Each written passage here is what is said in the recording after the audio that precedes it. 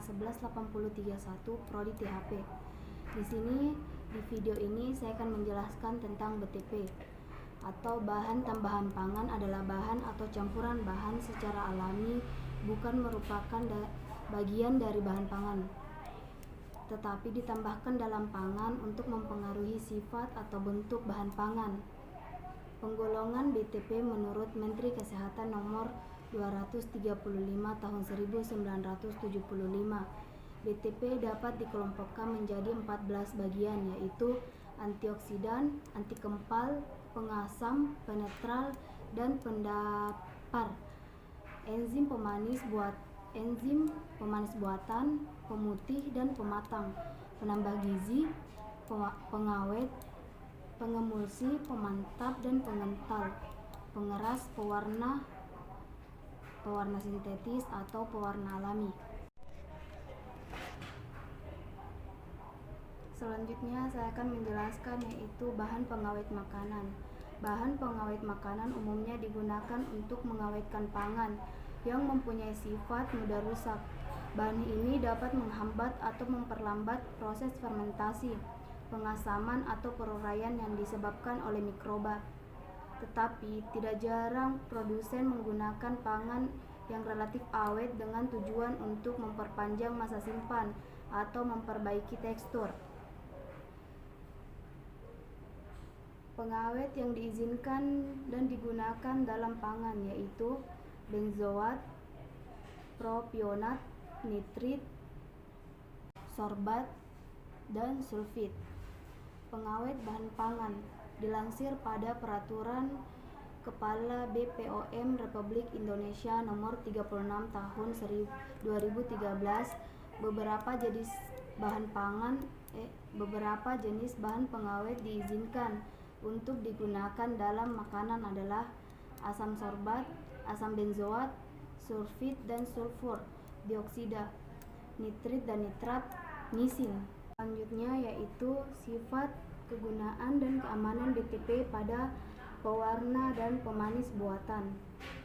Tujuan penggunaan BTP di dalam pangan yaitu mengawetkan pangan dengan mencegah pertumbuhan mikroba perusak pangan atau mencegah terjadinya reaksi kimia yang dapat menurunkan mutu pangan, membentuk pangan menjadi lebih baik, renyah dan lebih enak di mulut, memberikan warna dan aroma yang lebih menarik sehingga menambah selera, meningkatkan kualitas pangan, menghemat biaya. Penggolongan BTP yang diizinkan digunakan pada pangan menurut Peraturan Menteri Kesehatan Republik Indonesia nomor 722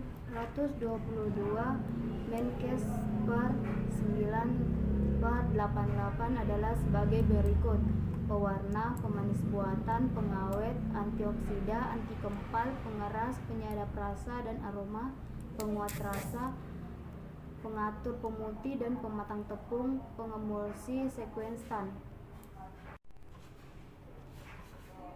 Selanjutnya yaitu pewarna. Penambahan bahan pewarna pada pangan dilakukan untuk beberapa tujuan, yaitu memberi kesan menarik, menstabilkan warna, meragakan warna pangan, menutupi perubahan warna selama proses pengolahan, mengatasi perubahan warna selama penyimpanan.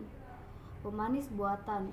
Zat pemanis sintetis adalah zat yang menimbulkan rasa manis atau dapat membantu mempertajam penerimaan terhadap rasa tersebut, sedangkan kalori yang dihasilkan jauh lebih rendah daripada gula. Hanya beberapa zat pemanis sintetis yang boleh dipakai dalam makanan.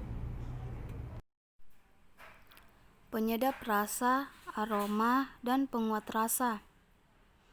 Salah satu penyedap rasa dan aroma yang dikenal di Indonesia adalah vaksin dan bumbu masak, dan terdapat dengan berbagai merek di pasaran. Penyedap rasa tersebut mengandung senyawa yang disebut dengan monosodium diustamat atau MSG. Peranan asam glutamat sangatlah penting, diantaranya untuk merangsang dan menghantar sinyal-sinyal antar sel otak. Dalam Peraturan Menteri Kesehatan Republik Indonesia nomor 772 Menkes 9/88, penggunaan MSG dibatasi secukupnya, yang berarti tidak boleh berlebihan. pengemulsi, pemantap, dan pengental. Fungsi dari pengemulsi, pemantap, dan pengental dalam pangan adalah untuk memantapkan emulsi dari lemak dan air sehingga produk tetap stabil, tidak meleleh, tidak terpisah dari bagian lemak dan air, serta mempunyai struktur yang kompak. Jenis pangan yang sering menggunakan BTP semacam ini adalah es krim, es putar, saus sarden, jelly, sirup, dan lain-lain. Selanjutnya yaitu antioksidan dan pengatur keasaman. Sifat kegunaan dan keamanan BTP. Antioksidan adalah senyawa yang dapat menghambat kerusakan sel dalam tubuh. Senyawa ini memiliki dua jenis fungsi apabila ditambahkan ke dalam produk pangan, yaitu nutrisi dan fungsi non-nutrisi.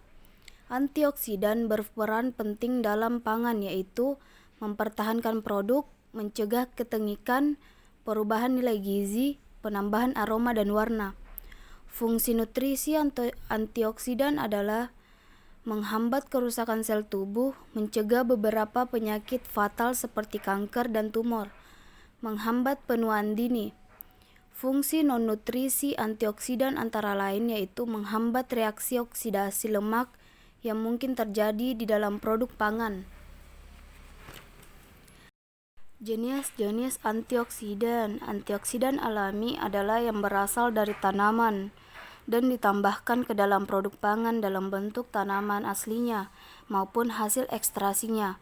Contoh oksida alami yaitu tokofenol, beta-karoten, asam askorbat.